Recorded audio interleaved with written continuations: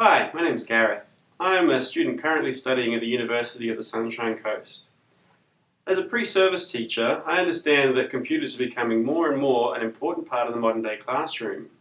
But despite this, how they actually work is still a bit of a mystery to many of us.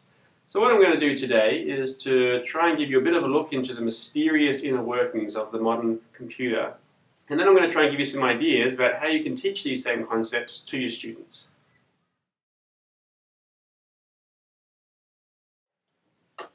We're going to start off today with an overview of a basic PC, which stands for personal computer. Now keep in mind in this video, I'm not going to go into great detail about all the inner workings of a PC. I'm just going to give you enough information that you get a base understanding of how one works. Broadly speaking, a personal computer is broken up into two categories. There's hardware and there's software. Hardware is all the physical parts of the computer. Put simply, if you can touch it, it's hardware. Software, on the other hand, is the programs that run on the computer. So things like Microsoft Word or Minecraft would be examples of software. Now, of all these bits, the main part of the computer is this box just here. Technically speaking, this box is the actual computer because it's the part that contains the computing hardware inside. But most people refer to it as the box or the case or even the tower. All these other devices and everything else that's attached to the main box here is called a peripheral device. Now, the most common sort of peripheral devices are the keyboard, the mouse, the monitor, and even speakers. You may have noticed in some modern PCs, and especially in laptops, that manufacturers have started building some of these peripheral devices into the main body of the computer. It really doesn't make a difference, they are still referred to as peripheral devices.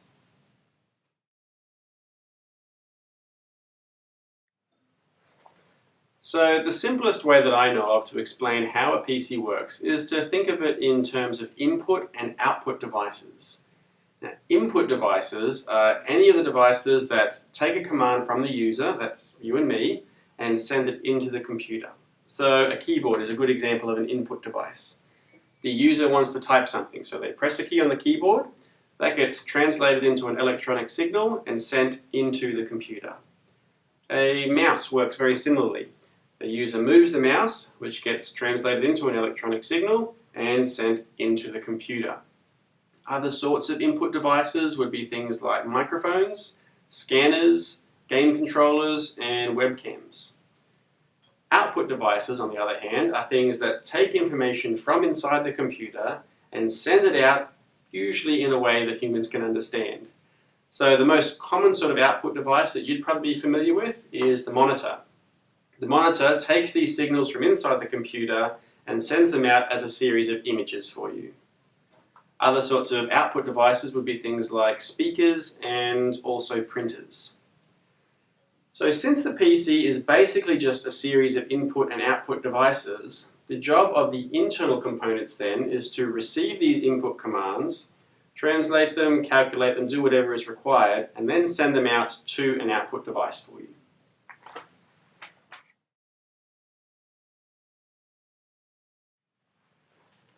So now that we've had a look at the external devices of a computer, let's take a look at the normally cobweb and dust-filled mess that is the inside of a PC.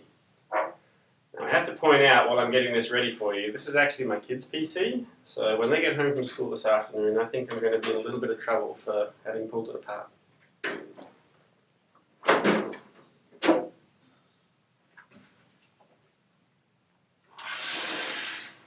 And there it is. Now, there are a few main components inside any PC, and you've probably heard at least their names before. But we're going to start off with the most important one. It's the CPU. That stands for Central Processing Unit, and it looks just like this. This is the brain of the PC. It's responsible for processing the instructions or code being used by the computer. Now, you may have heard people say that their computer has a 2.4 gigahertz processor or a 4.0 gigahertz processor or whatever they're saying. That's nice. What that number indicates is how many billion cycles per second the CPU runs at. So as a general rule, a higher number means the CPU can process information more quickly and hence results in faster performance. There are more factors than this involved, but that's the basic idea. Now, running at such high speeds means that the CPU generates a lot of heat. That's why when you look inside a PC, the CPU is normally hidden underneath a big fan on top of a metal block. Looks a bit like this.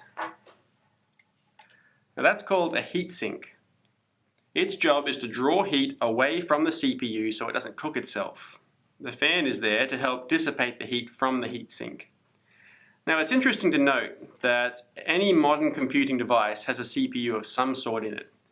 They may not look exactly like this one here, in fact they're probably a lot smaller than this one, but they all have them in there, and even modern smartphones and tablets have relatively powerful processors these days.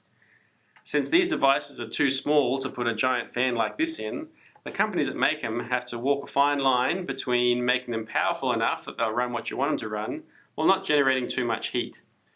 It also means that if you're using your phone heavily, playing Clash of Clans or something like that, you may feel it warm up, and that's because the heatsink that built into them, without the fan, is doing its job, pulling heat away from the processor to help try and keep it cool. The next item we're going to look at is the one that I'm holding here. This is the RAM, or Random Access Memory is what that stands for. This stick of RAM is from a desktop PC, and this one here is from a laptop. As you can see, they look pretty similar, just the laptop one is a bit smaller.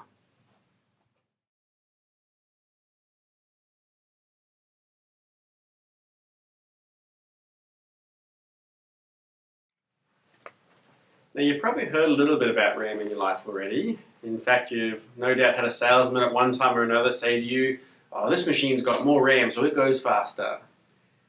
While that's basically true, it is a bit of an oversimplification. Because what RAM is a type of super fast memory for your computer to use. Its job is to temporarily store the information that your computer is currently accessing. Now, why that's important is because the main storage area of your PC, which we'll talk a bit more about in a minute, is actually quite slow compared to RAM. So, if the computer had to go back to this main storage area every time to get the information it needed, it would drastically reduce the performance of your PC. So instead, it accesses that information from the storage area, puts it temporarily in this super fast memory bank where it has quick access to it, and when it's done, wipes it out again. So as to the idea of more RAM meaning a faster PC, let's have a look at it this way. Now before I explain this, I have to admit this isn't my own idea, but it's the best way that I've come across to explain how RAM actually works. You need to think of RAM like your study desk. You can have out on your study desk at any given time 1 book, 2 books, 3 books, 4 books, as many books as you can possibly fit on your desk, you can have out at once and conceivably use them all at the same time, getting information from here, from there, to work on your assignments. The more books that you can have on your desk, the less time you have to spend getting up, going to your bookshelf, finding the information you want, bringing it back and making it ready to use. So if you were to have a bigger study desk, you could fit more books on there, and again, reduce the amount of time you need to go, get the books off your bookshelf, find them, bring them back. RAM works in a very similar way. The more RAM that you have, the more information your PC can store in this immediate access area, and the less time it needs to go back to your slower storage area to find the information that it wants. This in turn means that you get generally faster performance the more RAM you have. So the third major component in your PC is called your hard drive, which is this one here. You may have also heard it referred to as a HDD or hard disk drive. The hard drive is the place that stores all of your information on the computer. I mean all of it. So any of the programs needed to run, the operating system, your photos, documents, music, movies, everything lives on the hard drive. So if you have a hard drive failure, chances are you probably lost all your stuff on your computer. That's why you hear IT professionals over and over and over telling you, make sure you back up your hard drive, have another copy of it somewhere. And I guess on that, make sure you back up your hard drive, have another copy of it somewhere.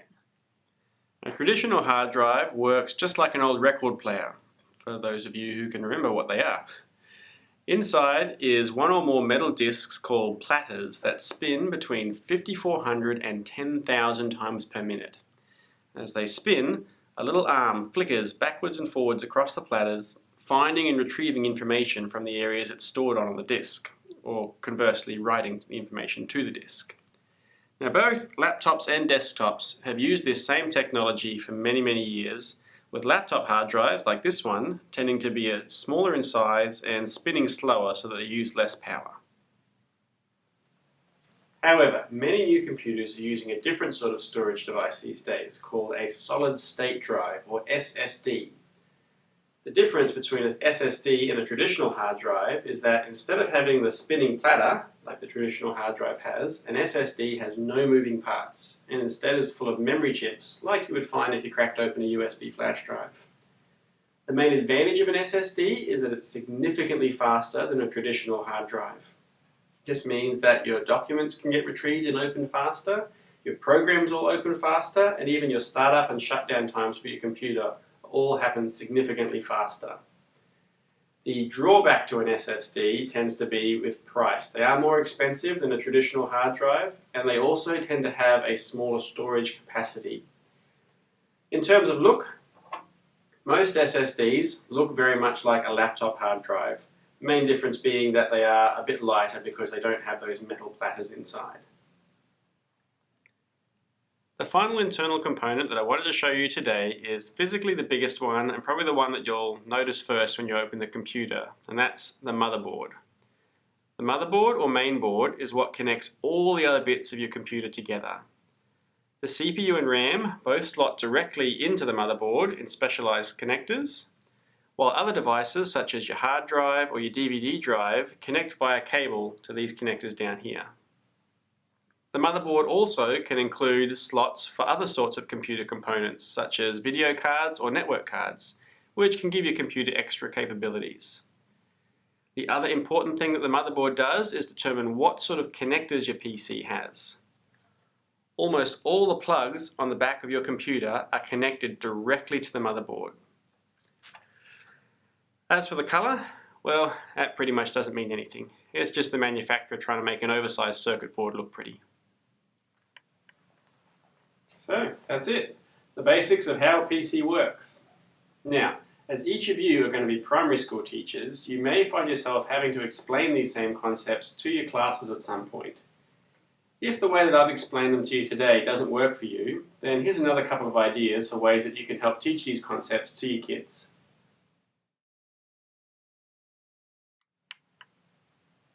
The first idea is pretty simple, and that's just to label everything. Put labels on all the external parts of the PC so that as the kids are using the computer, they're learning the proper names for the devices at the same time. You can even color code the labels if you want to indicate whether the device is an input device or an output device. A word of caution though, I wouldn't go about labeling the internal parts of the computer. Not only would this probably void your warranty, but it's likely to cause problems for the PC. However, you should be able to go online and find pictures such as this one that show some of the common internal parts of a PC, which you can then print out and stick on the wall near the computer. Now, if your students are more kinesthetic learners, then you may want to try this activity instead, and that is to get the kids to act out the functions of a PC.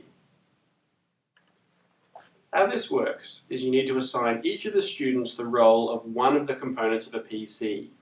The teacher, as the user of the computer, periodically gives instructions which the class must then enact. So you could have one student to be the keyboard who receives the instructions from the user. Another student to be the CPU who decides where the instructions need to go. The RAM, they can relay the instructions from the CPU. And remember, RAM is super fast memory, so get this student to do that as quick as they can. The student who's the hard drive can be tasked to remember information. You can have a student be the monitor, and their task can be to draw the answer on the whiteboard. Or they can be the speaker, and they need to say the answer or sing the song or whatever the task is they're given. You can even get someone to be a printer who writes down the information on a piece of paper. Some examples of how this may work. The teacher, user of the computer, may give the instruction that they want to see a picture of a tree. So the student who is the keyboard takes that request to the CPU, who decides that it needs to go to the RAM. The RAM then, quick as they can, takes it over to the student who is the monitor, who proceeds to draw a picture of the tree on the whiteboard. Another task this student computer could perform is to save a bit of secret information.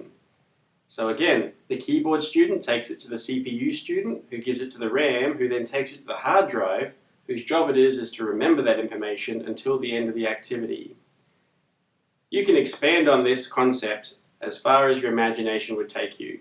And if you're feeling especially brave, you could even assign some students to be viruses or other malicious software, whose job it is to try and disrupt the process or steal the secret information. So that's it. Hopefully this video has helped you get a better understanding of the internal workings of a PC and given you some ideas that you can then use to help teach these concepts to your classes. Thanks for watching.